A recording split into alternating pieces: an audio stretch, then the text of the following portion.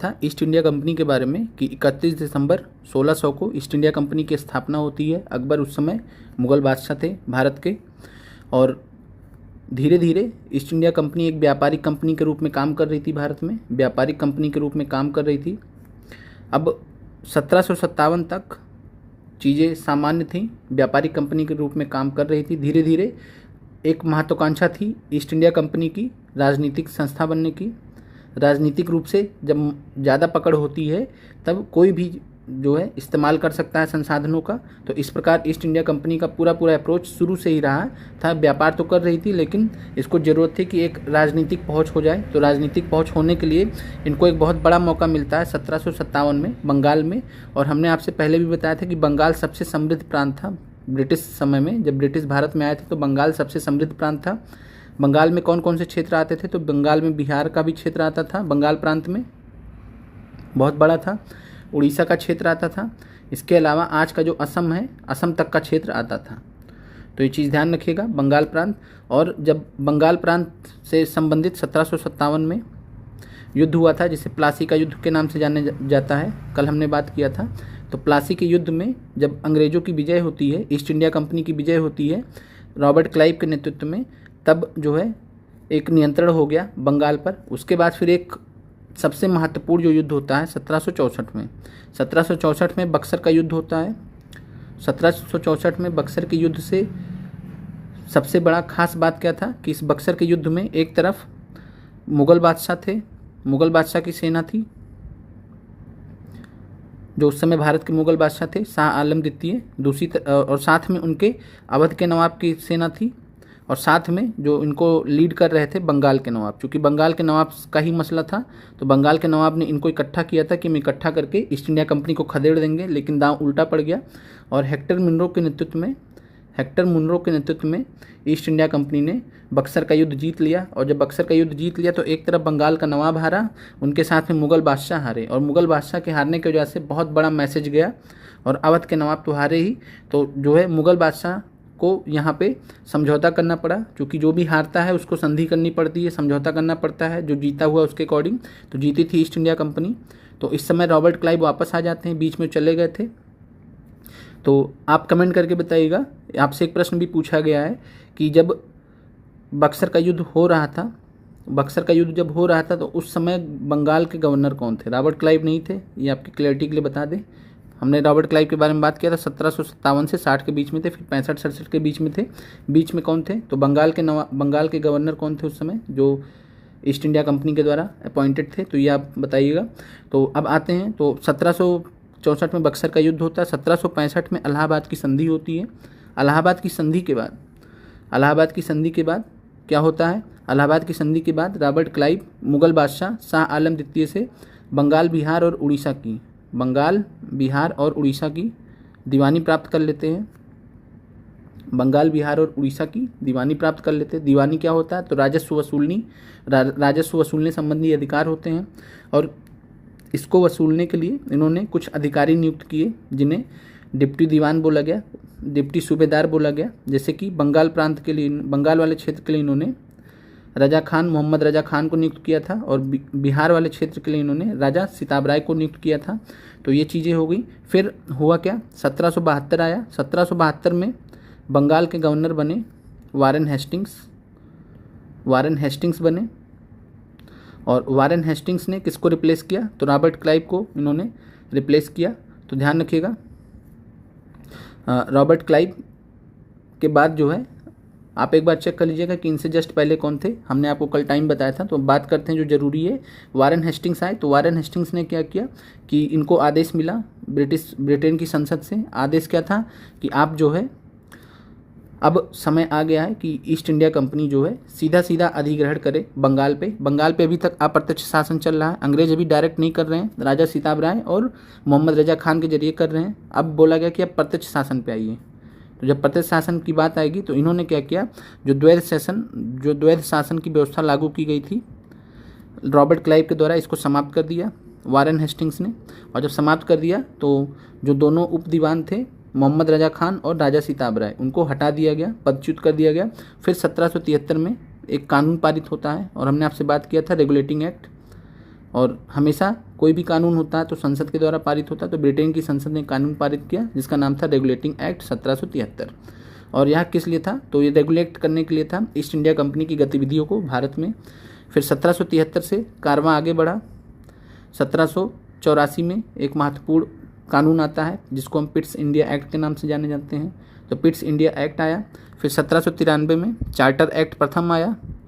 फिर 20 साल बाद 1813 में चार्टर एक्ट द्वितीय आया। चार्टर एक्ट के बारे में हमने आपसे बताया था कि चार्टर एक्ट जो 1813 का था, इसके माध्यम से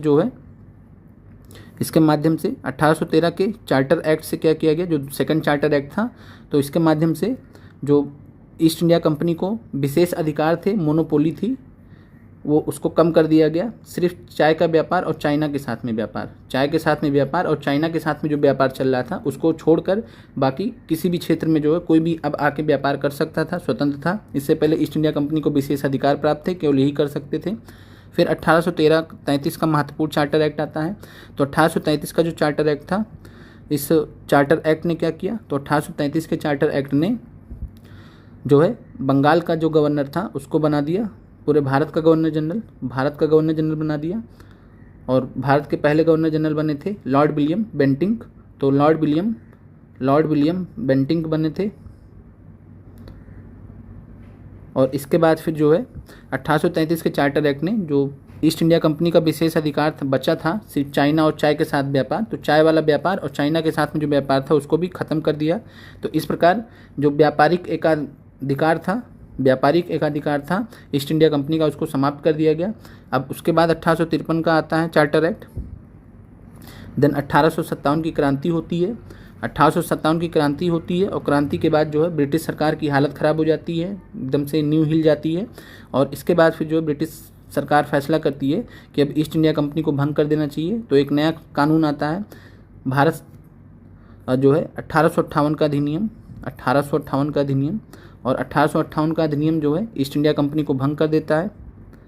और ये बोला जाता है कि जो भारत का शासन है अब वहाँ जो है उनके जो सम्राट हैं, सम्राज्ञी हैं, तो उनके सम्राट या सम्राज्ञी हैं, उनके अंडर में जो है अब जाएगा, वहाँ से सीधे शासन किया जाएगा। यानी अब भारत सीधे सीधे ब्रिटिश के जो है अधीन हो गया है। अभी तक ईस्ट इंडिया कंपनी के माध्यम से शासन करवाया जा रहा था अप्रत्यक्ष रूप से, लेकिन अब सम्राट और सम्राज्ञी के अंडर में आ गया भारत, अब जिसको क्राउन रूल बोला जाता है, क्राउन का शासन बोला जाता है। और यह चला है तो ईस्ट इंडिया कंपनी का हमने देखा 1773 से 1858 तक चला है शासन। और फिर सम्राट के अंतर्गत शासन, क्राउन शासन जिसको बोलते हैं, वो 1858 से 1947 तक चलेगा। अब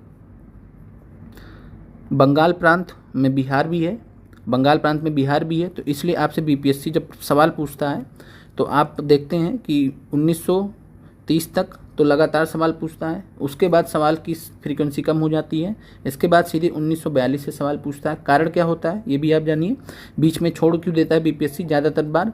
तो 1930 तक जो है जो ज़्यादातर घटनाएं हुई हैं बंगाल और बिहार वाले क्षेत्र में हुई हैं, चाहे वो सविनय अवज्ञा आंदोलन हो, ज़बरदस्त प्रभाव पड़ा है तो बंगाल पे भी, बिहार पे भी। और इसके बाद फिर 1942 का जब आंदोलन होता है तो जेपी नारायण और राम मनोहर लोहिया के नेतृत्व में जो गतिविधियां हुई उसके वजह से बिहार का काफ़ी नाम आता है। तो इस प्रकार 1942 से सवाल बहुत ज़्यादा पूछे जाते हैं, बीच में छोड़ दिया जाता है, क्योंकि जो 1912 में आपने देखा होगा कि 1911 में फैसला किया गया था कि कलकत्ता से राजधानी हटा दी जाएगी, कलकत्ता से राजधानी दिल्ली कर दी जाएगी। और कलकत्ता से राजधानी दिल्ली करने का जो फैसला आता है तो दिल्ली धीरे धीरे सेंटर शिफ्ट हो जाता है, क्योंकि जब भी कोई आंदोलन होगा तो जो राजधानी होगी, जो शासक होंगे राजधानी में बैठते हैं तो वहाँ पे ही जाकर होगा। तो इस प्रकार जो है धीरे धीरे दिल्ली सेंटर शिफ्ट होने लगता है। तो 1930 के बाद हम देखते हैं कि सवाल आपसे कम पूछा जाता है, लेकिन इसका मतलब नहीं है कि हमें नहीं पढ़ना है, तो इस चीज़ को आपको ध्यान रखना है। और साथ में 1885 में हमने बात किया था, 1885 से पहले कुछ राजनीतिक संस्थाएं आई थी। 1885 में राष्ट्रीय कांग्रेस का, भारतीय राष्ट्रीय कांग्रेस का उदय होता है, स्थापना होती है। और भारतीय राष्ट्रीय कांग्रेस को ब्रिटिश सरकार ने, या जो उस समय गवर्नर जनरल या वायसराय थे लॉर्ड डफरिन, जिनके समय में स्थापना हुई थी, उन्होंने शुरू में तो कुछ नहीं बोला, लेकिन फिर मतभेद सामने आने लगे। फिर भारतीय राष्ट्रीय कांग्रेस जो है जो भारतीय राष्ट्रीय आंदोलन है उसकी पृष्ठभूमि तैयार करने में लग गई। और फिर आते आते 1885 से 1905 का जो समय है वो उदारवादी चरण माना जाता है, क्योंकि इसमें बहुत ही संवैधानिक तरीके से, बहुत ही अहिंसात्मक तरीके से, हिंसा का बिल्कुल प्रयोग न करते हुए भारतीय राष्ट्रीय आंदोलन की एक रूपरेखा बन रही है। सबसे बड़ी कमी यही है कि जन आंदोलन नहीं बन पाया है, लोगों तक पहुंच नहीं हो पा रही है, लोगों के अंदर राजनीतिक चेतना उस लेवल पर नहीं आ पा रही है कि एक आवाज़ दे और सभी खड़े हो जाएं। फिर 1905 में उग्र राष्ट्रवादी चेहरे हैं कांग्रेस में, बाल पाल लाल और अरविंदो घोष, इनके नेतृत्व में जब बंगाल विभाजन होता है तो उग्र राष्ट्रवादी गतिविधियां बहुत तेज हो जाती हैं जो कांग्रेस की, और उग्र राष्ट्रवादी कांग्रेस का प्रभुत्व होता है। हालांकि 2 साल के लिए रहता है। फिर 1907 में विभाजन हो जाता है कांग्रेस का, उग्र राष्ट्रवादी छोड़ के चले जाते हैं कांग्रेस, और फिर उग्र राष्ट्रवादियों को जो है दमन भी किया जाता है सरकार के द्वारा। फिर हमने बात किया था कि 1907 से लेकर 1914 के बीच में कुछ क्रांतिकारी गतिविधियां होती हैं, जैसे कि मुजफ्फरपुर बम कांड हुआ था। उसके अलावा हमने और सारी चीज़ें बात की थी। फिर जो महत्वपूर्ण नेता वगैरह थे उनको गिरफ्तार कर लिया गया। जब गिरफ्तार कर लिया गया, कुछ लोग संन्यास ले लिए, लाला लाजपत राय जी जो है बाहर विदेश चले गए। तो इस प्रकार जो उग्र राष्ट्रवादी धड़ा था उसका जो नेतृत्व था वो एकदम से ख़त्म हो गया एक तरीके से। तो इस प्रकार गतिविधियाँ, जो क्रांतिकारी गतिविधियाँ हुई। फिर 1915 में हमने देखा था कि महात्मा गांधी जी फाइनली 9 जनवरी 1915 को महात्मा गांधी जी भारत वापस लौटते हैं। काफ़ी समय उन्होंने बिताया था दक्षिण अफ्रीका में। 1893 में दादा अब्दुल्ला का केस लड़ने गए थे, फिर वो बीच में भारत भी आए हैं, लेकिन फाइनली 1915 में पूरी तरीके से भारत लौटते हैं। और इनके भारत आने के पीछे जो है इनके राजनीतिक गुरु गोपाल कृष्ण गोखले का भी बहुत बड़ा हाथ था, और गोपाल कृष्ण गोखले ने इनको बताया, समझाया कि अब आपकी भारत में ज़रूरत है, आपने बहुत कुछ कर लिया है जो है दक्षिण अफ्रीका में। और दक्षिण अफ्रीका में गांधी जी का जो अनुभव था उसने जो है गांधी जी को काफ़ी मजबूती दी। और गांधी जी इस चीज़ को लेकर क्लियर थे कि बगैर जन आंदोलन क्रिएट किए हुए, बगैर लोगों को जागरूक किए हुए हम भारत के लिए राष्ट्रीय आंदोलन को खड़ा नहीं कर सकते हैं, ये गांधी जी का मानना था। और साथ में गांधी जी स्वदेशी आंदोलन से बहुत ज़्यादा प्रेरित थे, और उन्होंने स्वदेशी को स्वराज की आत्मा भी इसीलिए कहा था। तो ये चीज़ आपको क्लियर हो गई। अब जो है गांधी जी को मौका मिलता है चंपारण सत्याग्रह में, एक बहुत ज़बरदस्त मौका मिलता है कि एक पूरे ऑल इंडिया नेता बनने का, भारतीय नेता बनने का, और उसको पूरी तरीके से भुनाते हैं। और चंपारण में जब जीत होती है चंपारण किसानों की गांधी जी के कारण, तो वो जो है काफ़ी उनको पॉपुलैरिटी मिलती है कि ब्रिटिश सरकार को इन्होंने डिगा दिया। फिर उसके बाद अहमदाबाद मिल स्ट्राइक की बात आती है, वहाँ पे भी गांधी जी विजयी होते हैं। फिर उसके बाद जो है खेड़ा सत्याग्रह की बात आती है, तो खेड़ा सत्याग्रह में भी इन्होंने जो ब्रिटिश सरकार थी उसको नीचे ले आए, भारत में जो काम कर रही थी, जो अपनी बातें थी वो मनवा ली। हमने कल बात किया था इसके बारे में। तो चंपारण, अहमदाबाद और जो खेड़ा सत्याग्रह हैं, तो इनके माध्यम से गांधी जी को एक प्लेटफॉर्म मिल जाता है, एक लॉन्च पैड मिल जाता है कि वो अब भारतीय राष्ट्रीय कांग्रेस को लीड कर सकते हैं। तो यहाँ से आप देखते हैं। और 1919 में जो रोलेट सत्याग्रह आता है, रोलेट एक्ट के बिल, तो रोलेट सत्याग्रह गांधी जी का पहला ऑल इंडिया सत्याग्रह होता है, जो पूरे भारतीय स्तर पर है। इसके बाद फिर हमने 1920 से 1922 के मध्य खिलाफत असहयोग आंदोलन देखा है, जिसको सिंपली असहयोग आंदोलन बोला जाता है।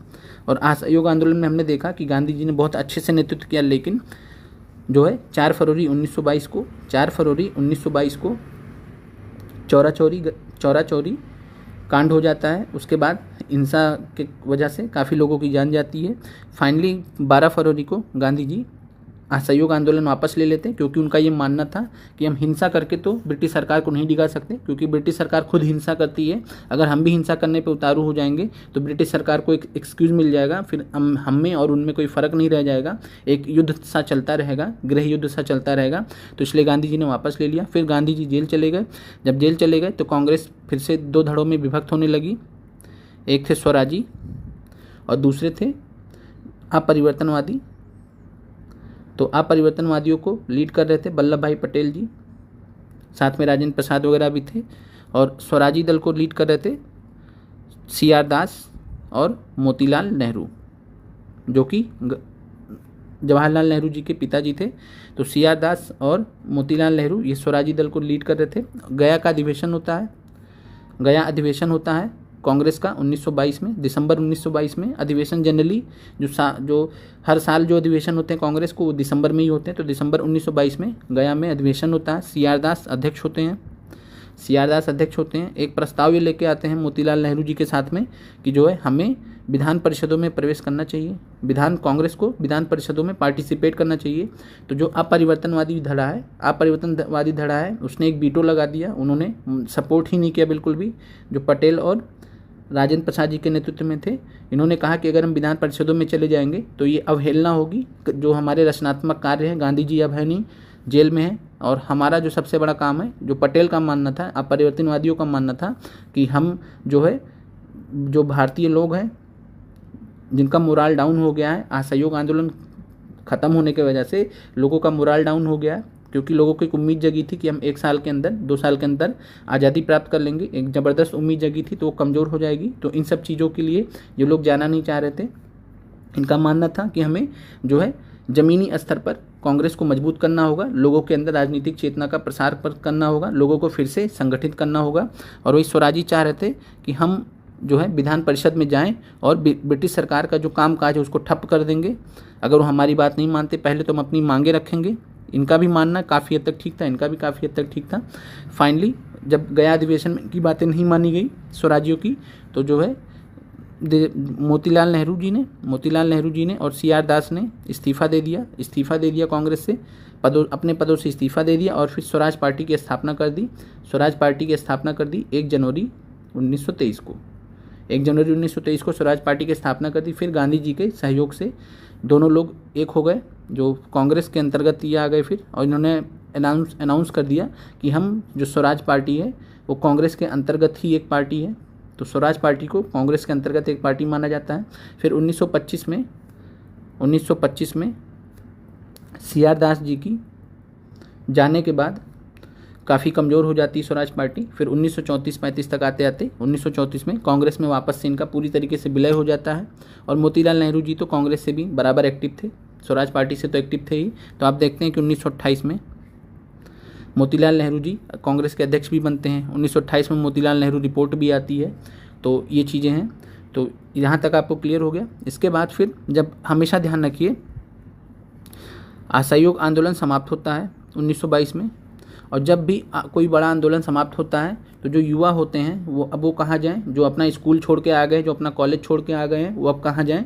तो ऐसे केस में भारत के इतिहास में एक खास बात देखी गई है कि क्रांतिकारी गतिविधियों का जन्म हो जाता है,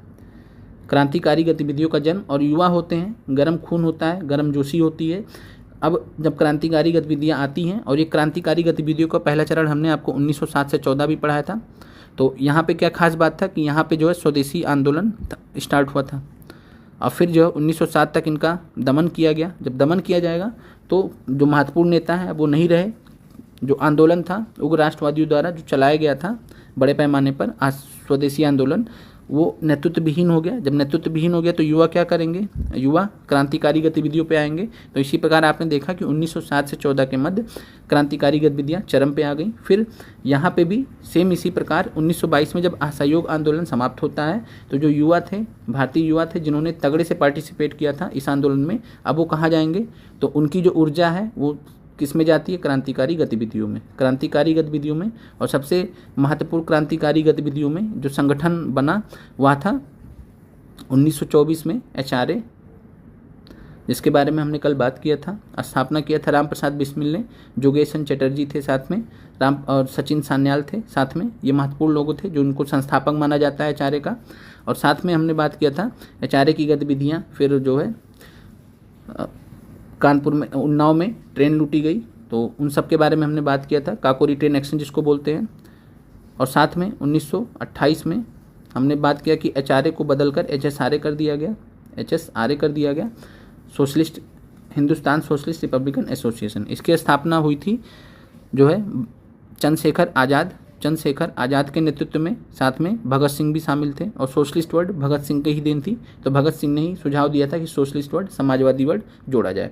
तो ये चीज़ें हो गई। फिर हमने देखा था 1930 में सूर्य सेन के नेतृत्व में बंगाल में, स्पेशली बंगाल में तगड़ा क्रांतिकारी गतिविधियाँ चली हैं। सूरसेन को मास्टरदा बोला जाता है और सूरसेन के नेतृत्व में जो है चटगांव शस्त्रागार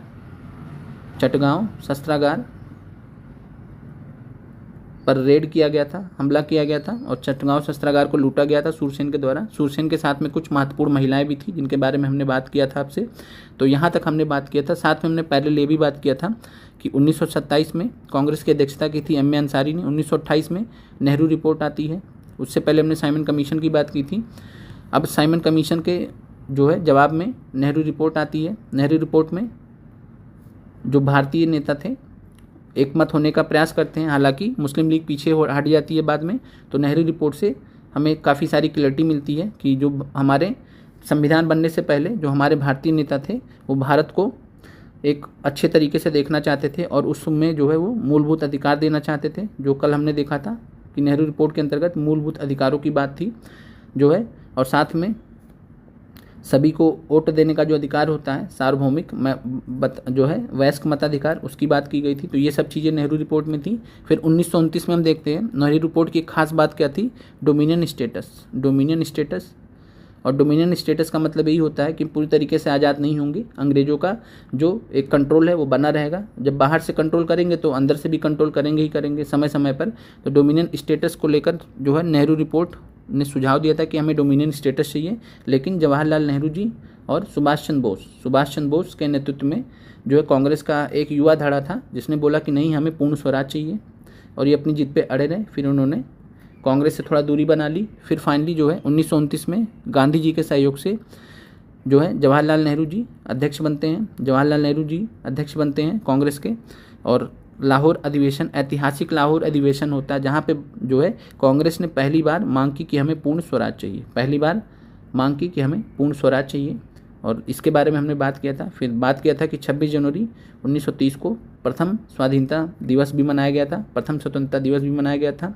हालांकि जब भारत आज़ाद होता है तो 26 जनवरी 1950 को संविधान लागू होने का डेट है, तो इसलिए अब इसको गणतंत्र दिवस बोल दिया जाता है।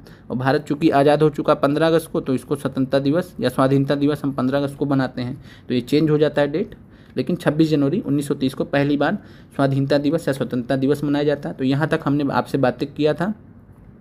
साथ में जो अब आते हैं, आगे बढ़ते हैं, साइमन कमीशन की बात करते हैं। तो यहाँ तक आपको चीज़ें क्लियर हो गई, जो हमने कल आपको बताया था, पढ़ाया था, उसका आपको एक रिकैप मिल गया। अब आते हैं भारतीय सांविधिक आयोग।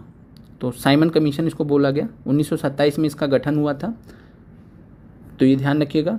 और इसका काम क्या था, जो साइमन आयोग था जो सर जॉन साइमन की अध्यक्षता में बनाया गया था, 7 सदस्यीय था ये, और सभी के सभी इसमें गोरे लोग थे, अंग्रेज थे।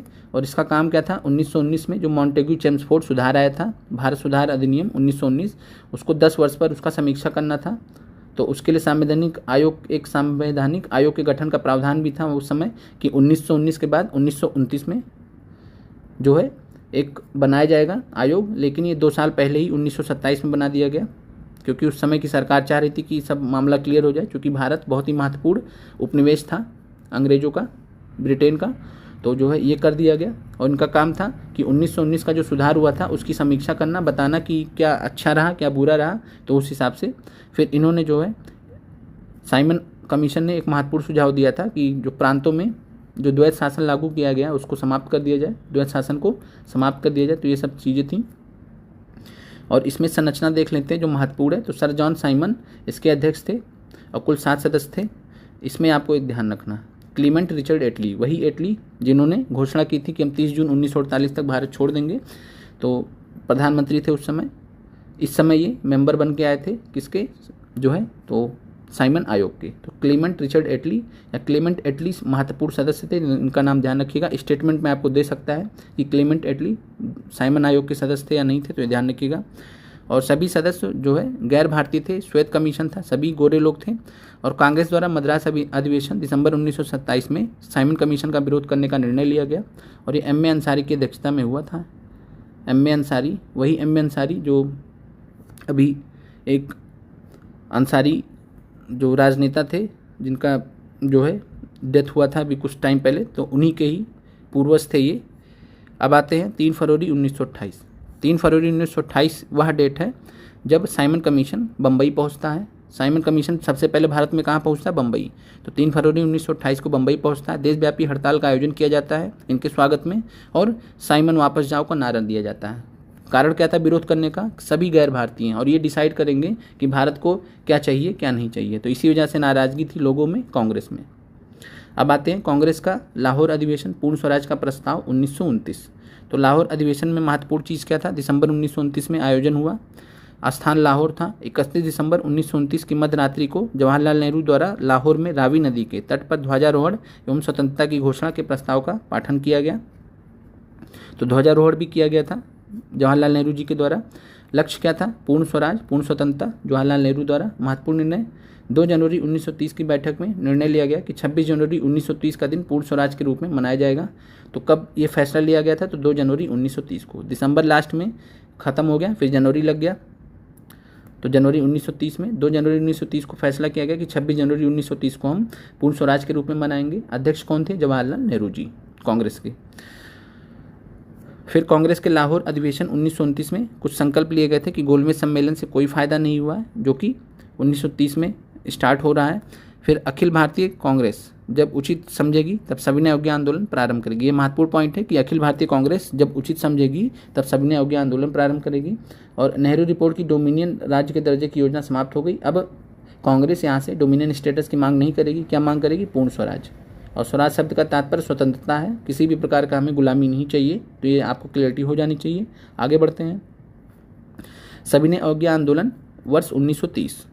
दांडी मार्च, सविनय अवज्ञा आंदोलन से रिलेटेड जो पहला चीज़ है, महत्वपूर्ण चीज़ जो है दांडी मार्च, 12 मार्च से 6 अप्रैल तक ये चला था। तो 12 मार्च से 6 अप्रैल है ये। तो 12 मार्च से 6 अप्रैल तक जो है दांडी मार्च चला है। साबरमती आश्रम से प्रारंभ हुआ और ये साबरमती आश्रम से दांडी तक गया है। सविनय अवज्ञा आंदोलन 6 अप्रैल 1930 को जो है गांधी जी ने दांडी में नमक कानून तोड़ने के साथ प्रारंभ कर दिया था। तो सविनय अवज्ञा आंदोलन कब स्टार्ट हुआ? 6 अप्रैल 1930 को। और 6 अप्रैल 1930 को ही पूरे भारत में, बिहार में भी 6 अप्रैल 1930 को सविनय अवज्ञा आंदोलन स्टार्ट हो गया। अब सविनय अवज्ञा आंदोलन के दौरान उत्तरी बिहार के सारण जिले में, सारण जिला ध्यान रखिएगा, चौकीदारी टैक्स के विरोध में आंदोलन हुआ था, प्रदर्शन हुआ था। साथ में भागलपुर जिले में भी ऐसा प्रदर्शन हुआ था। तो भागलपुर जिले में भी ऐसा प्रदर्शन हुआ था। भागलपुर में हमने आपको बताया था कि महादेवलाल सराफ के नेतृत्व में जो है भागलपुर में विरोध प्रदर्शन किया गया था। और सारण जिले में चौकीदारी टैक्स के विरोध में प्रदर्शन हुआ था। भागलपुर में कुछ ऐसा ही प्रदर्शन था। साथ में हमने आपको चंपारण के बारे में बताया था कि चंपारण में नेतृत्व किसने किया था? तो बिपिन बिहारी वर्मा ने किया था। फिर आते हैं दांडी मार्च इसके लिए शुरू किया गया था, तो नमक कानून का उल्लंघन करने के लिए। और नमक को ही गांधी जी ने क्यों चुना था? बहुत छोटा सा मामला था, लेकिन मेन बात था कि गरीब आदमी भी जुड़ा हुआ था और उस नमक के लिए सबको टैक्स देना पड़ता था। तो इसलिए गांधी जी ने बहुत ही बेसिक मुद्दा चुना कि इसके जरिए जो हम क्या कर लेंगे, इसके जरिए हम पूरे भारतीय लोगों तक पहुंच जाएंगे, क्योंकि नमक तो सबका मुद्दा है। तो इसलिए गांधी ने इसको चुना था। फिर गांधी जी ने 1932 में, सितंबर 1932 में अखिल भारतीय छुआछूत विरोधी लीग की स्थापना की, all India anti untouchability league, जो आगे चलकर हरिजन के नाम से कन्वर्ट हो गई, जिसके बारे में हमने आपसे जो है कल चर्चा किया था। और सितंबर 1932 में अखिल भारतीय छुआछूत विरोधी लीग की स्थापना होती है, all India anti untouchability league की। और इसको जो है हरिजन सेवक संघ, गांधी जी नया नाम दे देते हैं हरिजन सेवक संघ 1933 में। हरिजन सेवक संघ 1933 में डिटेल में हमने कल बात कर लिया था। और गांधी जी ने 1933 में एक साप्ताहिक पत्रिका भी स्टार्ट की थी हरिजन के नाम से, तो ये भी ध्यान रखिएगा, महत्वपूर्ण है। फिर आते हैं, अब सविनय अवज्ञा आंदोलन की बात करें तो महात्मा गांधी जी गिरफ्तार हो जाते हैं 5 मई 1930 को, यरवदा जेल में रखे जाते हैं, जो उनकी फेमस जेल है। और इसी समय इन्होंने एक बुक लिखी थी, सॉन्ग्स इन प्रिजन करके, ऐसा कुछ नाम था। हमने आपको एक प्रश्न भी दिया था, तो एक बार चेक कर लीजिएगा, बाकी कल हमने आपको बताया था। अब यहाँ पे गांधी जी की गिरफ्तारी के बाद अब्बास तैयब जी आंदोलन के नेता बनाए जाते हैं। और अब्बास तैयब जी की गिरफ्तारी के बाद सरोजनी नायडू द्वारा धरसाना, ध्यान रखिएगा बहुत फेमस है, धरसाना नाम का जो है नमक गोदाम था, उस पर धावे का नेतृत्व किया जाता है 21 मई 1930 को। तो ध्यान रखिएगा गांधी जी की गिरफ्तारी कब होती है? तो 5 मई 1930 को। फिर जो है गांधी जी की गिरफ्तारी के बाद अब्बास तैयब जी को दिया जाता है। और अब्बास तैयब जी के बाद सरोजिनी नायडू धरसाना नामक गोदाम पर धावे का नेतृत्व करती थी, जो पहले गांधी जी को करना था, लेकिन गांधी जी गिरफ्तार हो जाते हैं। तो इस प्रकार जो धरसाना नामक जो रेड है वो कौन करता है, सरोजिनी नायडू के नेतृत्व में किया जाता है। उत्तर पश्चिमी सीमा प्रांत में खुदाई खिदमतगार संगठन था, जिसके संस्थापक थे खान अब्दुल गफ्फार खान, जिनके बारे में हमने बात किया था कि इनको सीमांत गांधी के भी नाम से जाना जाता था। फिर मणिपुर में बात करें तो मणिपुर में इस समय सविनय अवज्ञा आंदोलन के दौरान जिया तरंग आंदोलन सविनय अवज्ञा आंदोलन से कई पार्ट था, प्रभावित होकर चल रहा था, और इसके नेतृत्वकर्ता थी रानी गाइडिनल्यू, और नागा जनजाति की महिला थी, बहुत ही महत्वपूर्ण महिला है ये, तो बहुत ही वीर महिला थी। जैसे कि रानी लक्ष्मीबाई के बाद अगर देखा जाए तो इतने कम युवा की महिला थी जो रानी गाइडिनल्यू हुई थी, जो इस समय पार्टिसिपेट कर रही थी। और फिर जो है इनको बहुत लंबा जेल भी होता है, फिर जब ये छूटती हैं तो फिर उनका जो है सम्मान किया जाता है उसी हिसाब से। अब आते हैं गांधी इरविन समझौता। गांधी इरविन समझौता वर्ष 1931, समझौते की तिथि 5 मार्च 1931, बहुत महत्वपूर्ण है, पूछा गया आपसे तो ध्यान रखिएगा। गांधी इरविन समझौता 5 मार्च 1931, और इसकी मध्यस्थता किसने कराई थी, होने वाला नहीं था गांधी और इरविन के बीच में। इरविन कौन थे, उस समय वायसराय थे, और इरविन 1926 से 1931 तक भारत के वायसराय रहे हैं, और गांधी जी कांग्रेस की तरफ से। और मुद्दा क्या था कि 1930, 31 और 32 साइमन आयोग आया था। तो साइमन आयोग का जो सुझाव वगैरह था उस पर चर्चा करने के लिए ब्रिटेन में, कहाँ पे, ब्रिटेन में, इंग्लैंड में राउंड टेबल कॉन्फ्रेंस, गोलमेज सम्मेलन जिसको बोला जाता है, तो गोलमेज सम्मेलन आयोजित किया गया था ब्रिटिश सरकार के द्वारा। पहला हुआ था 1930 में, दूसरा हुआ था 1931 में, तीसरा हुआ था 1932 में। क्रम से याद कर लीजिए। तो गोलमेज सम्मेलन पहला हुआ, दूसरा हुआ, तीसरा हुआ। और इस गोलमेज सम्मेलन में, पहले वाले गोलमेज सम्मेलन में कांग्रेस नहीं गई। जब कांग्रेस नहीं गई तो फिर अंग्रेजों को टेंशन होने लगी। फिर जो है ये हुआ कि गांधी जी को बुलाया जाए, समझौता किया जाए। तो इसलिए 1931 में जो है गोलमेज सम्मेलन से पहले गांधी जी से मुलाकात हुई, और 5 मार्च 1931 को जो है गांधी इरविन के बीच में समझौता होता है, जिसे गांधी इरविन समझौता बोला जाता है 5 मार्च 1931 को। और तेज बहादुर सप्रू और M.R. जयकर नाम के नेता थे जिन्होंने मध्यस्थता कराई थी, जिन्होंने गांधी इरविन समझौते को करवाया था। और इसी समय पे जो है सरोजिनी नायडू ने कथन दिया था कि गांधी और इरविन दो महात्मा हैं, तो ऐसा भी प्रश्न आपसे पूछा गया है। अब आते हैं गांधी इरविन समझौते के बिंदु कौन से थे, कि महात्मा गांधी के नेतृत्व में कांग्रेस सविनय अवज्ञा आंदोलन स्थगित करने को तैयार हो गई। कुछ मांगे ये माने थे, कुछ मांगे वायसराय ने मानी थी।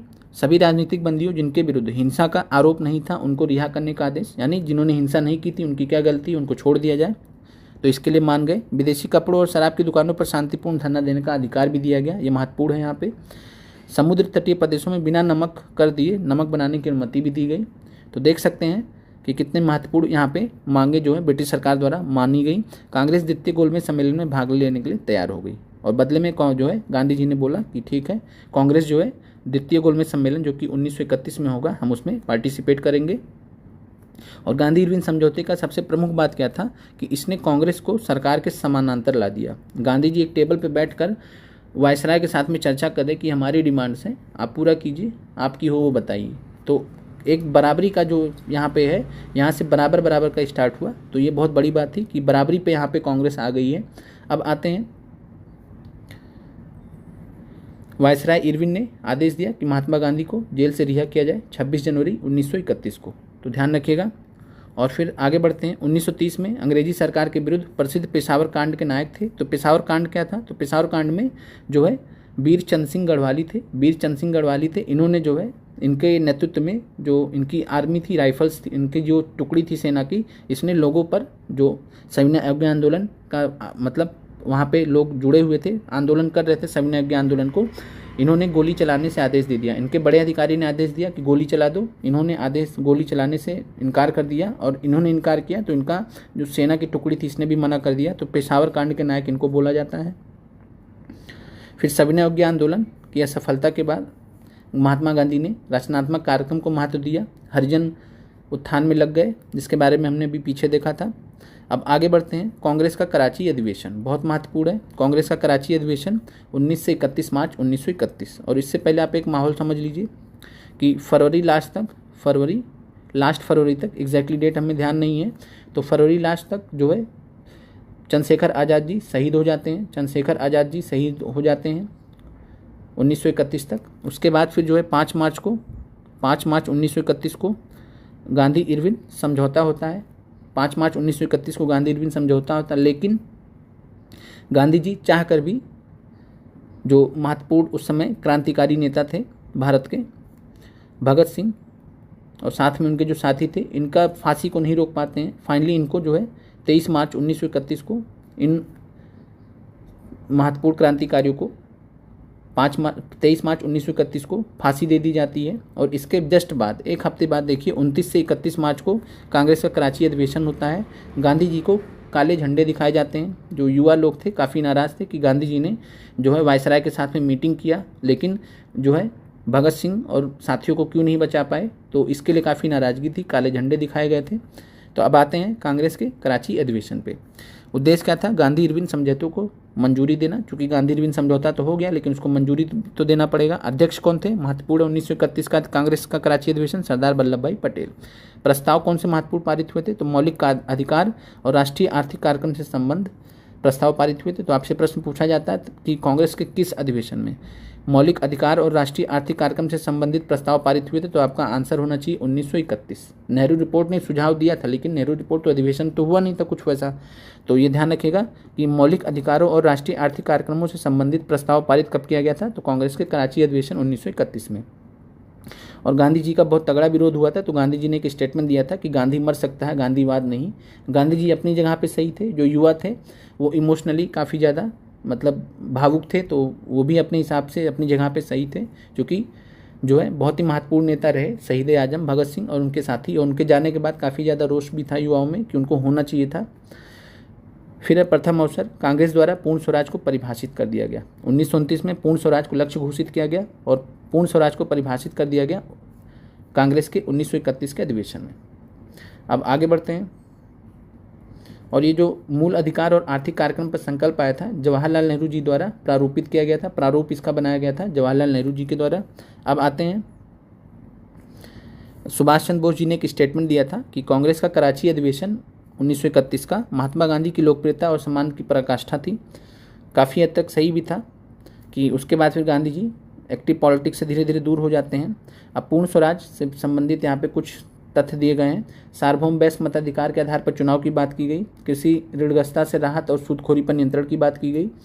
ये सब चीज़ें हैं किसानों के लिए। फिर मुफ्त और अनिवार्य प्राथमिक शिक्षा, ध्यान रखिएगा प्राथमिक शिक्षा की बात कर रहे हैं। सभी धर्मों के संबंध में राज्य की तटस्थता, इसका मतलब भारत को जो है धर्मनिरपेक्षता का कॉन्सेप्ट यहाँ पे देखा जा रहा है। जाति पंथ लिंग पर ध्यान दिए बिना कानून समक्ष समानता, यानी सभी बराबर होंगे। स्वतंत्र भाषण, प्रेस की स्वतंत्रता, स्वतंत्र विधानसभा और संघ की स्वतंत्रता, इन बुनियादी नागरिक अधिकार। तो ये महत्वपूर्ण चीज़ें थी जो यहाँ पे जो है कांग्रेस ने प्रस्ताव पारित किया था कि हम ये चीज़ें प्रोवाइड करना चाहते हैं या ये चीज़ें हम चाहते हैं। तो इसी से रिलेटेड आपको कल हमने एक प्रश्न कराया था, याद होगा आपको। तो उसी प्रश्न का लिंक था 1928 के नेहरू रिपोर्ट से सबसे पहले, और देन 1931 के कराची अधिवेशन से, जब कांग्रेस ने इन सब पे एक सहमति बन गई कि हाँ हमें ये चीज़ें चाहिए, इसके बगैर काम नहीं होने वाला। तो ये महत्वपूर्ण चीज़ें हैं। आगे बढ़ते हैं। प्रथम गोलमेज सम्मेलन। तो प्रथम गोलमेज सम्मेलन आयोजन, सभी का आयोजन लंदन में हुआ है, प्रथम दूसरे तीसरे, ठीक है। और कांग्रेस ने पहले में भाग नहीं लिया था, तो कोई महत्व नहीं था इसका खास। फिर जो है अध्यक्ष कौन थे? गोलमेज सम्मेलन की अध्यक्षता कौन करेगा? तो उस समय के जो प्रधानमंत्री थे रैमजे मैकडोनाल्ड। और इसका उद्घाटन किया था ब्रिटिश सम्राट जॉर्ज पंचम द्वारा। फिर है भारतीय प्रतिनिधियों की संख्या, ये सब नहीं पूछेगा। प्रथम गोलमेज सम्मेलन में ये लोग गए थे जो आप देख पा रहे हैं। और इसमें भीमराव अम्बेडकर की बात करें तो प्रथम द्वितीय तृतीय तीनों में गए थे। कई बार आपसे प्रश्न पूछा गया कि निम्नलिखित में से कौन सा नेता तीनों गोलमेज सम्मेलन में उपस्थित था? तो भीमराव अम्बेडकर जी। फिर आते हैं द्वितीय गोलमेज सम्मेलन, सितंबर 1931 से 1 दिसंबर 1931 तक चला। अब इसमें सरोजनी नायडू गई थी, महत्वपूर्ण है। एनी बेसेंट थी, मदन मोहन मालवीय थे। महात्मा गांधी कांग्रेस के एकमात्र प्रतिनिधि के रूप में गए थे। तो ध्यान रखिएगा महात्मा गांधी जी कांग्रेस के एकमात्र प्रतिनिधि के रूप में दूसरे गोलमेज सम्मेलन में जो 1931 में हुआ था उसमें गए थे। और किससे गए थे गांधी जी? तो SS राजपुताना नाम का जहाज़ था, पानी का जलपोत, उसी से लंदन गए थे। लंदन के किंग्से हॉल में ठहरे थे स्वदेश वापसी पर। जब वहाँ पे कुछ हाथ नहीं लगा तो गांधी जी ने कहा कि यह सच है कि मैं खाली हाथ लौटा हूँ, किंतु मुझे संतोष है कि जो ध्वज मुझे सौंपा गया था वह नीचे नहीं होने दिया है और उसके सम्मान के साथ में समझौता नहीं किया। तो वहाँ पर जैसे डिमांड कर रहे थे जैसे पृथक निर्वाचन दिया गया था मुसलमानों को, वैसे ही भीमराव अम्बेडकर जी पृथक निर्वाचन की मांग कर रहे थे दलितों के लिए कि इतनी ख़राब हालत है। वो अपने स्थान पे भी काफ़ी हद तक सही थे, तो पृथक निर्वाचन की मांग कर रहे थे दलितों के लिए, जिसके विरोध में गांधी जी खड़े हुए थे। उन्होंने बोला था कि, और उनका ये गांधी जी का साफ साफ ये मानना था कि हम सभी को साथ में लेकर ही आगे बढ़ सकते हैं। फिर तृतीय गोलमेज सम्मेलन 1932 में होता है, और तृतीय गोलमेज सम्मेलन का कांग्रेस द्वारा फिर से बहिष्कार किया जाता है, और फिर सविनय अवज्ञा आंदोलन का दूसरा चरण स्टार्ट होता है जो 1933-34 तक चलता है। अब यहाँ से आपको चीज़ क्लियर हो गई कि कांग्रेस ने कौन से गोलमेज सम्मेलन में भाग लिया, पहले में नहीं भाग लिया, दूसरे में भाग लिया, तीसरे में भाग नहीं लिया। तो केवल दूसरे गोलमेज सम्मेलन में गांधी जी गए थे, बस इतना ही है। आगे बढ़ते हैं, ईयर आपको याद होना चाहिए। अब आते हैं सांप्रदायिक पंचांट एवं पूना समझौता। प्रश्न आपसे पूछा गया, तो सांप्रदायिक पंचांट और पूना समझौता, जिसको पूना पैक्ट भी बोला जाता है, 16 अगस्त 1932 को जो ब्रिटेन के पीएम थे रैमजे मैकडोनाल्ड, सांप्रदायिक अधिनिर्णय, जिसको सांप्रदायिक पंचांट भी बोला जाता है, उसकी घोषणा की। कम्युनल अवार्ड इंग्लिश में बोलते हैं। 1932, 16 अगस्त 1932 याद रखिएगा। और इसमें क्या दिया गया, दलितों को भी अल्पसंख्यक मानकर हिंदुओं से अलग कर दिया गया। सांप्रदायिक पंचांट के अंतर्गत पृथक निर्वाचन दे दिया गया, जिसकी मांग की थी जो है भीमराव अम्बेडकर जी ने। महात्मा गांधी जी ने आमरण अनशन प्रारंभ कर दिया इसके विरोध में, सांप्रदायिक अधिनिर्णय के विरुद्ध। और फिर 24 सितंबर 1932 को फाइनली 24 सितंबर 1932 को अम्बेडकर और गांधी जी के अनुयायियों के मध्य हुए समझौतों को कहा जाता है पूना समझौता। तो ध्यान रखिएगा कि अम्बेडकर और गांधी जी के अनुयायियों के मध्य समझौता हुआ, जिसको कहा जाता है पूना समझौता। यरवदा जेल में हुआ था, और पूना समझौता की डेट है 24 सितंबर 1932, याद रखिएगा। और इस पर हस्ताक्षर किसने किए थे ये भी ध्यान रखिएगा, गांधी जी ने कोई हस्ताक्षर नहीं किया था। दलितों की ओर से भीमराव अम्बेडकर जी ने, और शेष हिंदू जाति की तरफ से मदन मोहन मालवीय जी ने साइन किया था इस पर। महात्मा गांधी जी ने पूना समझौते पर हस्ताक्षर नहीं किए थे। तो ये चीज़ क्लियर हो गया। अब आगे बढ़ते हैं। और जिसको भी अगर किसी वजह से स्पीड आपको तेज़ लगे तो आपके पास ऑप्शन होता है 0.75 पे कर लीजिएगा। नॉर्मल स्पीड 1.0 पे चलती है, तो 0.75 इससे कम होता है। आप इस पर क्लिक करके यहाँ से देख सकते हैं। और साथ में जो नए जुड़े हैं उनकी जानकारी के लिए बता दें कि आप टेलीग्राम चैनल से, अगर आप ने अभी तक जो पहले से जिन्होंने एनसीईआरटीज़ ख़त्म कर ली हैं, वेल एंड गुड एनसीईआरटीज़, और जिन्होंने नहीं ख़त्म की तो आप एनसीईआरटी भूगोल जरूर पढ़ लें चैनल से, और एनसीईआरटी साइंस जरूर पढ़ लें। बाकी मॉडर्न हिस्ट्री अब अलग से पढ़ने की जरूरत नहीं है, जो कल से क्लास स्टार्ट हुई है उसी में सब आपका कवर हो जाएगा। तो ये चीज़ आपको क्लियर होनी चाहिए। और साथ में हमने 2000 PIQs की सीरीज़ आपके लिए बनाई है, जो हमने प्रिपेयर कर दी है। अब मैराथन चल रहा है, तो 2000 PIQs की सीरीज जिन्होंने ना देखी वो जरूर जाके देख लें, और प्लेलिस्ट आपको जो है मिल जाएगा। नहीं मिले तो आप टेलीग्राम में मैसेज कर दें, वहाँ पे आपको दे दिया जाएगा। 4 ग्रुप हैं। एक ग्रुप को हमने चैट डिसेबल, जो PRT वाला ग्रुप है हमने उसको चैट डिसेबल कर रखा। बाकी आप किसी ग्रुप में मैसेज कर सकते हैं। बहुत ज़्यादा मैसेज ना करें, ज़्यादा सही होगा कि आप पर्सनल मैसेज करें। और साथ में आप PDF के लिए परेशान बिल्कुल ना हो। PDF का एक समय होता है, उसी समय पर देना उचित होता है, तो आप PDF के लिए परेशान मत होइए। अभी तक हमने तो सारे PDF आपको दिए हैं, तो आपको इतना भरोसा होना चाहिए कि हम आपको PDF देंगे। और PDF के लिए पर्सनल मैसेज ना किया करें। जैसे ही आएगा, हम आज हम आपकी ये क्लास ले रहे हैं, तो ये क्लास कंप्लीट होने के बाद रात के 10 बजे हम आपको PDF दे देंगे, जाके ले लीजिएगा। PDF का कोई इशू ही नहीं है कि हम आपको PDF नहीं देना चाहते, वैसा कुछ हमारी मंशा है।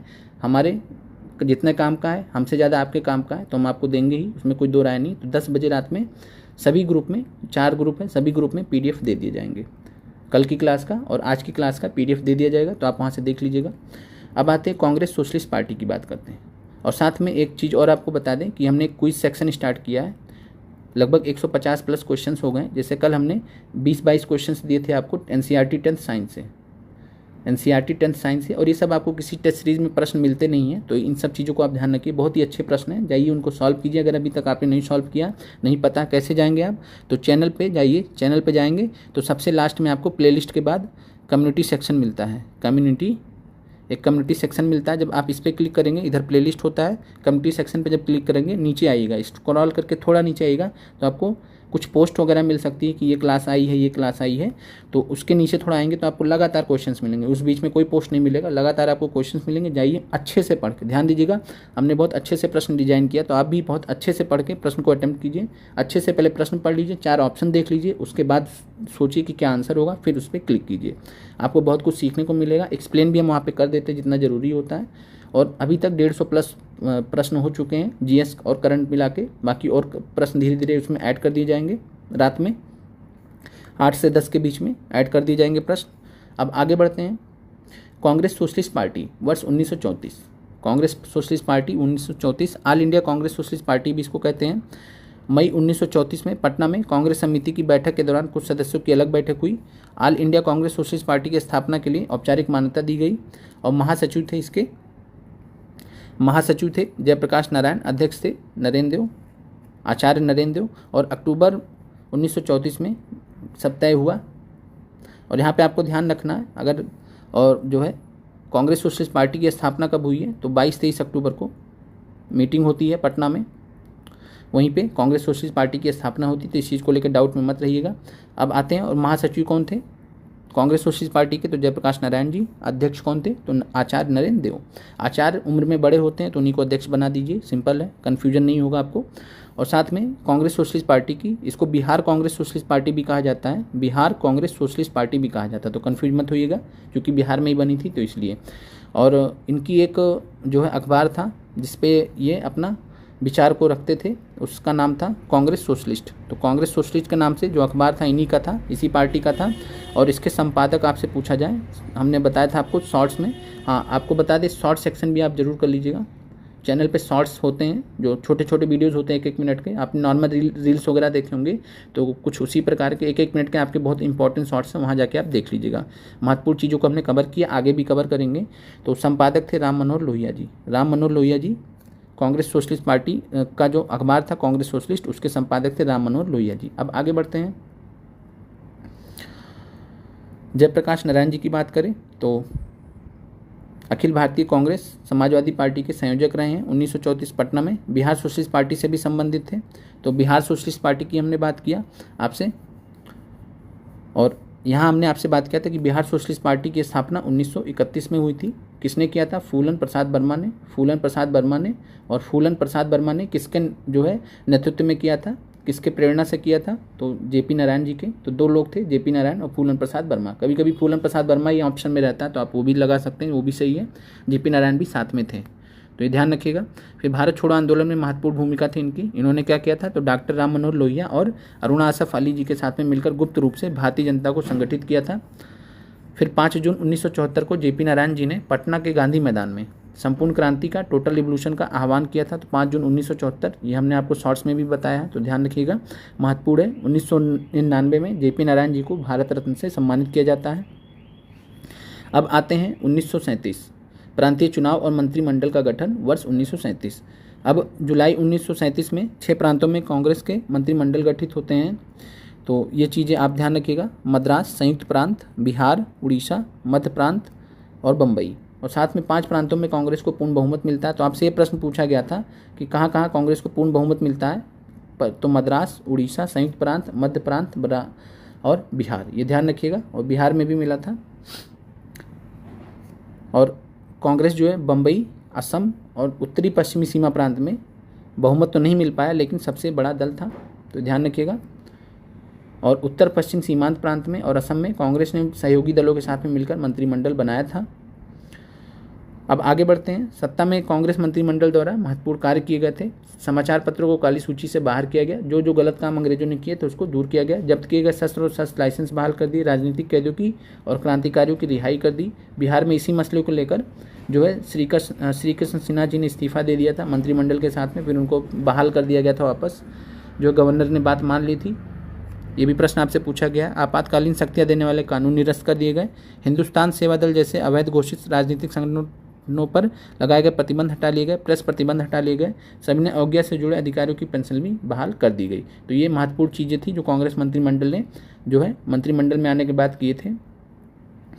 फिर 1937 में हुए चुनाव में गठित कांग्रेस मंत्रिमंडलों का कार्यकाल रहा 28 महीने। 28 महीने ही शासन चला, उसके बाद फिर जो है त्यागपत्र दे दिया गया अक्टूबर 1939 में। तो अक्टूबर 1939 में सभी कांग्रेस मंत्रिमंडलों ने त्यागपत्र दे दिया था। कारण क्या था कि द्वितीय विश्व युद्ध में भारतीयों की स्वीकृति के बगैर ब्रिटेन द्वारा भारत को शामिल किए जाने के विरोध में।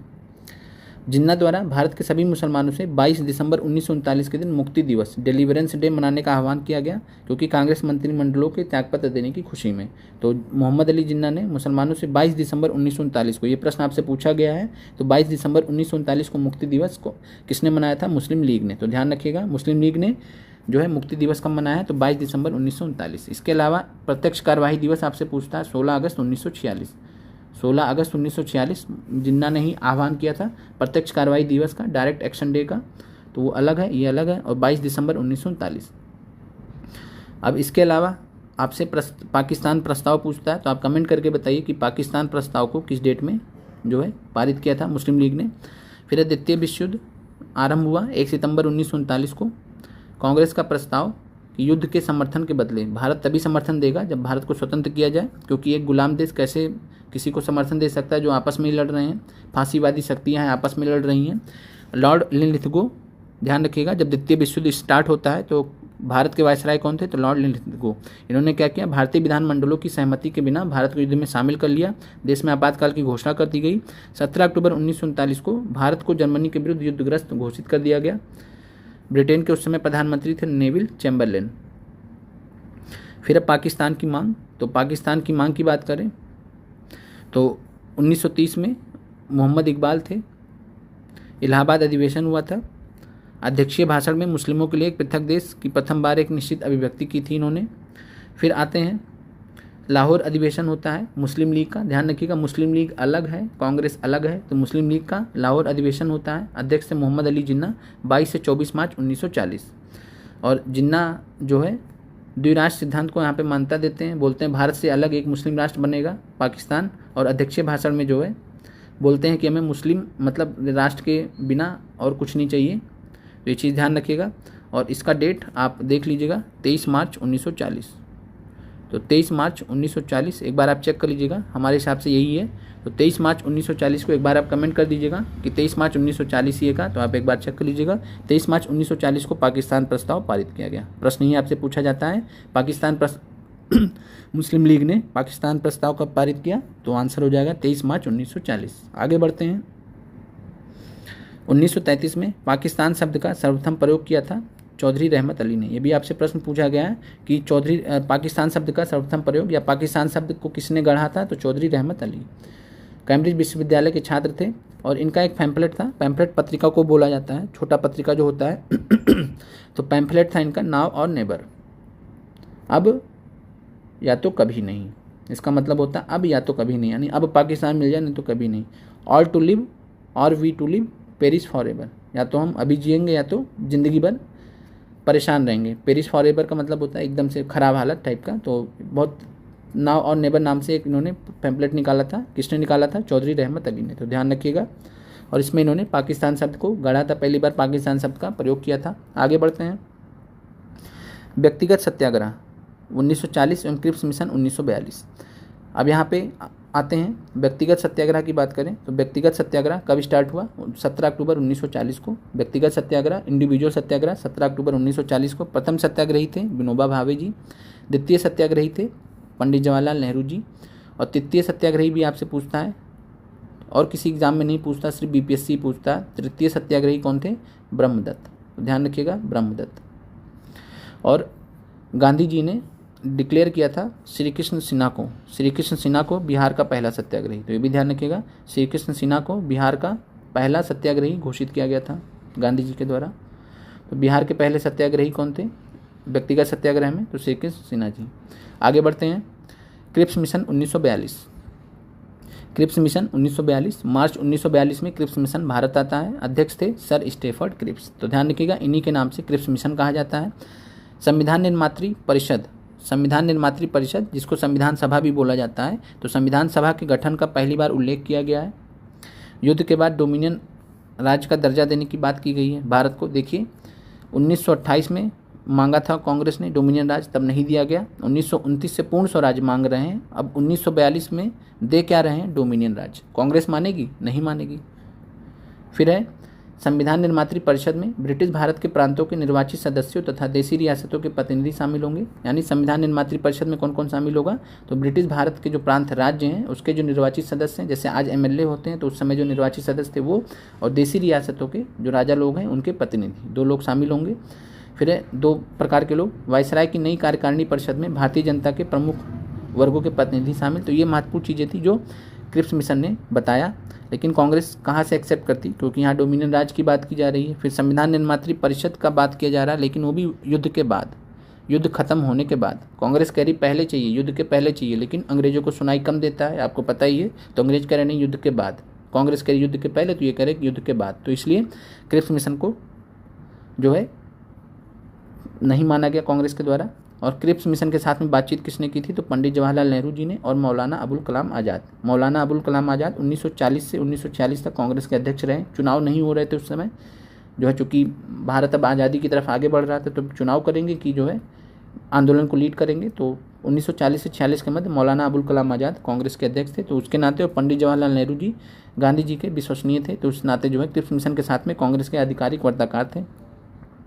क्रिप्स मिशन को जो है महात्मा गांधी जी ने उत्तर तिथि चेक कहा था, post dated cheque, post dated check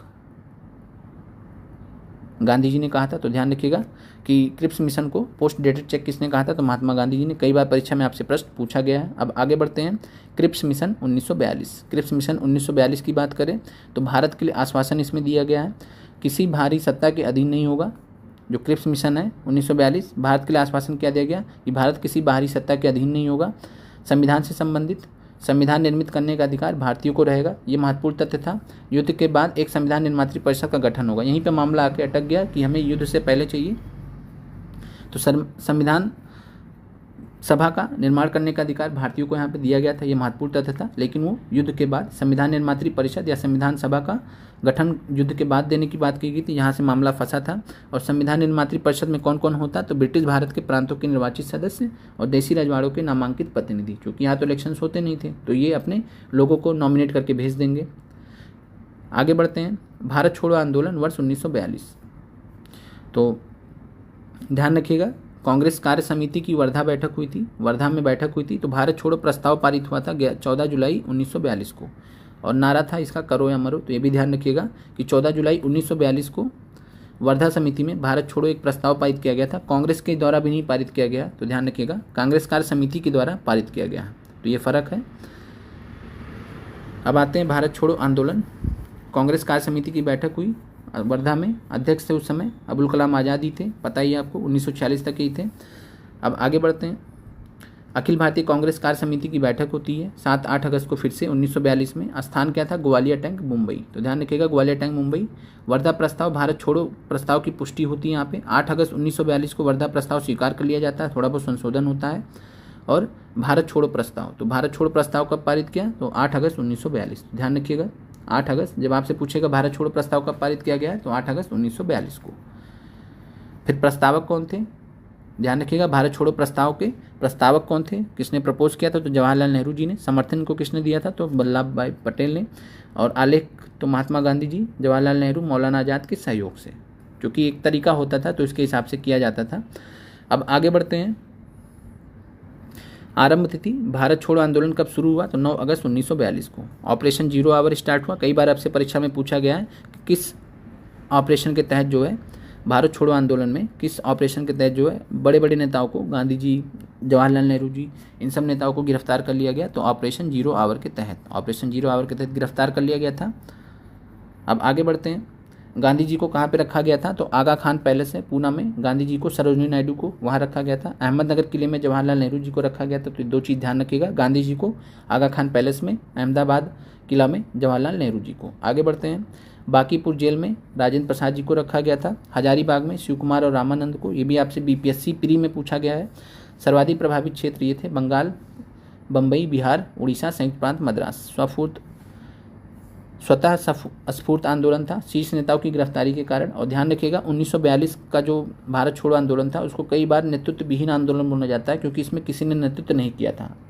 कई बार आयोग ने प्रश्न पूछा तो कई बार कन्फ्यूजन भी होता है लोगों में। तो जो भारत छोड़ो आंदोलन था, क्योंकि गांधी जी तो 9 अगस्त को ही गिरफ्तार हो गए, जब 9 अगस्त को गिरफ्तार हो गए तो लीड कैसे करेंगे, तो भारत छोड़ो आंदोलन को किसी ने लीड नहीं किया था। जो और प्रमुखता इसको दिशा दी गई थी वो गांधी जी ने पहले दे दी थी। और उसके बाद फिर जो भूमिगत गतिविधियों के माध्यम से जेपी नारायण, लोहिया, अरुणा आसफ अली, उषा मेहता जिन्होंने रेडियो संचालित किया था, तो उषा मेहता, इन सब लोगों ने मिलकर बहुत ज़बरदस्त काम किया था ज़मीनी स्तर पर।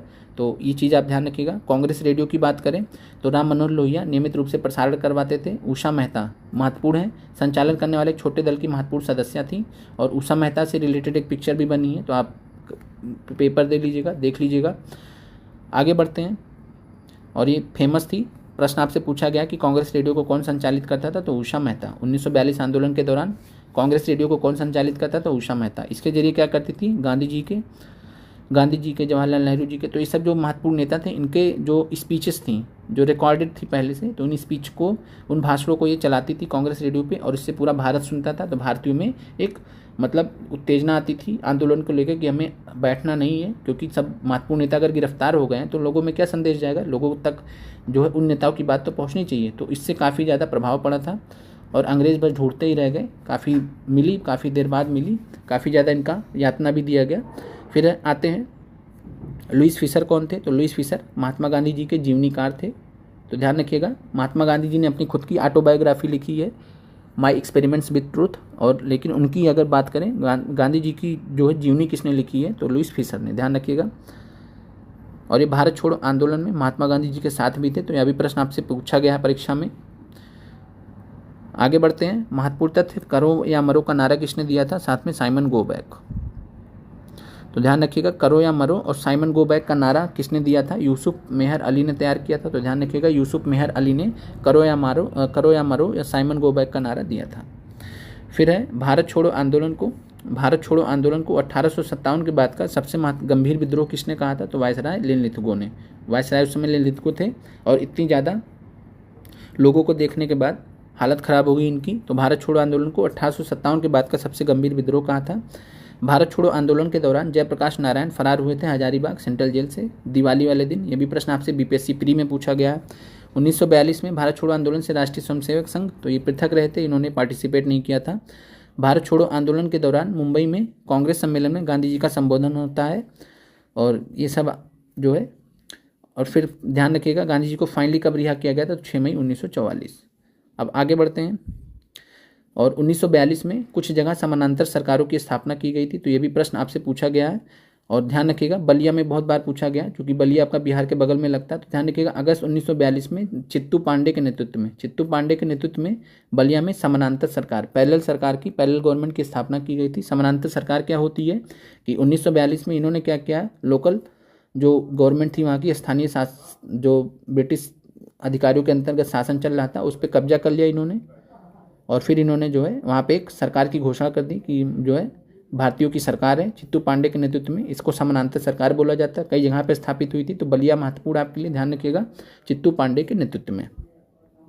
इसके अलावा तलचर, सतारा, तामलुक में भी हुआ था। तामलुक याद रखिएगा, क्योंकि बांग्लादेश से रिलेटेड है, बंगाल से रिलेटेड है, तो इससे भी प्रश्न पूछा जाता है। और यहाँ पे जाति सरकार, ध्यान रखिएगा, जाति सरकार के नाम से जाना जाता था। तामलुक में जाति सरकार के नाम से जाना जाता था। आगे बढ़ते हैं, सतारा में YB चौहान और नाना पाटिल थे। बस ये आप बलिया वाला ध्यान रखिएगा, महत्वपूर्ण है, ज़्यादा है, ये आपसे पूछा गया कई बार परीक्षा में। आगे बढ़ते हैं, सुभाष चंद्र बोस और आज़ाद हिंद फौज। तो सुभाष चंद्र बोस जी के बारे में देख लेते हैं। कांग्रेस अध्यक्ष थे 1938 में हरिपुरा में, फिर त्रिपुरी में। तो ध्यान रखिएगा, हरिपुरा और त्रिपुरी अधिवेशन में 1938-39 में कांग्रेस अध्यक्ष रहे हैं। संस्थापक थे फॉरवर्ड ब्लॉक के 1939 में कांग्रेस छोड़ने के बाद। फिर 1943 में आज़ाद हिंद फौज की कमान इनको मिलती है। उपाधि इनको नेताजी की मिली थी। देश नायक की उपाधि इनको रविन्द्रनाथ टैगोर ने दी थी। और ध्यान रखिएगा, नेताजी के बारे में हमने डिस्कस किया, तो नेताजी इनको किसी ने दिया नहीं था, इन्होंने कमाया था नेताजी, ठीक है, इसके लिए किसी का नाम नहीं आएगा। तो नेताजी ध्यान रखिएगा, इनको कहा जाता था देश नायक, इनको रविन्द्रनाथ टैगोर जी ने कहा। देशभक्तों का देशभक्त महात्मा गांधी जी ने कहा। तो ध्यान रखिएगा, प्रश्न आपसे पूछा जा सकता है। प्रसिद्ध नारा, तुम मुझे खून दो मैं तुम्हें आज़ादी दूंगा। सिंगापुर में स्वतंत्र भारत की अस्थायी सरकार का गठन किया गया था। ये प्रश्न आपसे 2 बार टीआरई में पूछा गया है। तो सिंगापुर में स्वतंत्र भारत की अस्थायी सरकार का, या आज़ाद हिंद सरकार जिसको बोलते हैं, उसका गठन किस डेट में किया गया था, तो 21 अक्टूबर 1943 से। डेट आपको याद होना चाहिए, स्थान आपको याद होना चाहिए। ये 2 चीज़ें आपसे पूछी गई हैं। कहाँ पे हुआ था, सिंगापुर में। आगे बढ़ते हैं, 21 अक्टूबर 1943 डेट याद रखिएगा। सुभाष चंद्र बोस के बारे में फिर आते हैं, आज़ाद हिंद फौज के गठन की वास्तविक रूपरेखा। तो ये ध्यान रखिएगा कि आज़ाद हिंद फौज के बारे में आप ध्यान रखिएगा कि कैप्टन मोहन सिंह द्वारा गठन किया गया था। तो अगर आपसे पूछे कि आज़ाद हिंद फौज के संस्थापक कौन थे, किसने स्थापना किया था, तो कैप्टन मोहन सिंह। तो मोहन सिंह का नाम याद रखिएगा।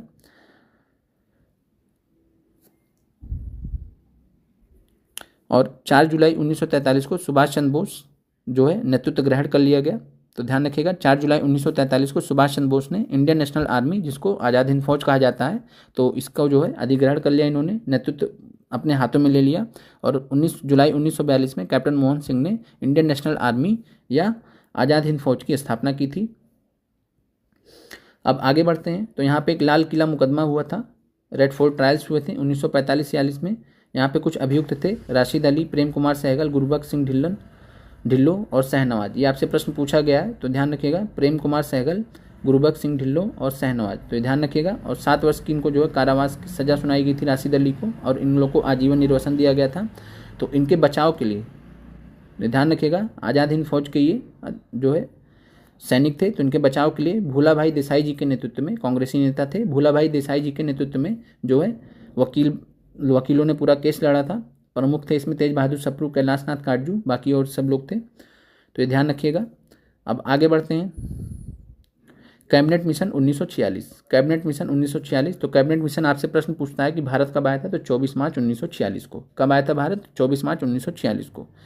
अध्यक्ष कौन थे कैबिनेट मिशन के? तो अध्यक्ष थे लॉर्ड पैट्रिक लॉरेंस। कई बार आपसे प्रश्न पूछा है, तो लॉर्ड पैट्रिक लॉरेंस अध्यक्ष थे। स्टेफर्ड क्रिप्स इस बार सदस्य बन के आए। तो ध्यान रखिएगा, पिछली बार क्रिप्स मिशन में स्टेफर्ड क्रिप्स अध्यक्ष थे, लेकिन इस बार सदस्य बन के आए हैं। और तीसरे सदस्य थे एबी अलेक्जेंडर। ये सब नहीं पूछेगा कौन थे कौन नहीं थे। तो लॉर्ड पैट्रिक लॉरेंस अध्यक्ष हो गए कैबिनेट मिशन के, स्टेफर्ड क्रिप्स और एबी अलेक्जेंडर 3 सदस्य, ये याद रखिएगा। प्रस्तावना, इनका जो प्रस्ताव आया था कैबिनेट मिशन का, इसमें मुस्लिम लीग की मांग को, पाकिस्तान मांग को अस्वीकृत कर दिया था। और इन्होंने बोला था कैबिनेट मिशन ने कि भारत एक संघ होगा जिसमें ब्रिटिश भारत के प्रति तथा देसी रियासतें शामिल होंगी। तो ध्यान रखिएगा कि ब्रिटिश भारत के प्रांत और देसी रियासतों को शामिल करके एक संघ बनाया जाएगा। पाकिस्तान की मांग को स्वीकार नहीं किया गया। संविधान सभा का गठन प्रांतीय विधानसभाओं द्वारा और देसी रियासतों के प्रतिनिधियों द्वारा होगा। तो ध्यान रखिएगा कि जो संविधान सभा होगी, यहाँ पे एक चीज़ आप समझ लीजिए, संविधान सभा है तो संविधान सभा में 2 चीज़ें हैं कि प्रांतीय विधानसभाओं के प्रतिनिधि होंगे, प्रांतीय विधानसभाओं के जो सदस्य होंगे उनके द्वारा चुनाव होगा। जैसे आज के डेट में जो है राज्यसभा का चुनाव होता है, तो राज्यसभा के चुनाव में क्या होता है, जो एमएलए होते हैं वो पार्टिसिपेट करते हैं, एमएलए चुनते हैं राज्यसभा सांसद को। तो उसी प्रकार कुछ जो है प्रांतीय विधानसभाओं के जो सदस्य थे उस समय के जो एमएलए थे, इन्होंने चुना, किसको चुना? संविधान सभा के सदस्यों को। दूसरा है देसी रियासतों के जो प्रतिनिधि थे उन्होंने नॉमिनेट कर दिया था, नॉमिनेशन वहाँ पे हुआ था कि हम इन लोगों को भेज रहे हैं संविधान सभा में। बस इतना ही। अब आते हैं संविधान सभा में।